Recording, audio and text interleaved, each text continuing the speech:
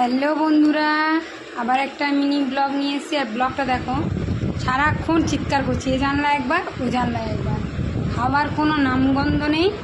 আর এই যে খাবারটা নিয়ে এসেছি দেখো, দই ভাত। এবার নকরামোটা ওর শুধু দেখো, ওর ওর নকশাটা তুমি শুধু দেখো, ওর যাতে না খেতে হয় ওর নকশাটা শুধু দেখো। ও এত বদমাশ হয়েছে, প্রচণ্ড দুষ্টু, প্রচণ্ড প্রচণ্ড।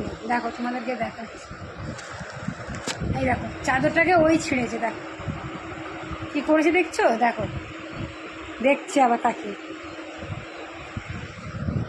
দেখো খাওয়ার সময় এবার কেমন কি করবে শুধু তোমরা দেখো।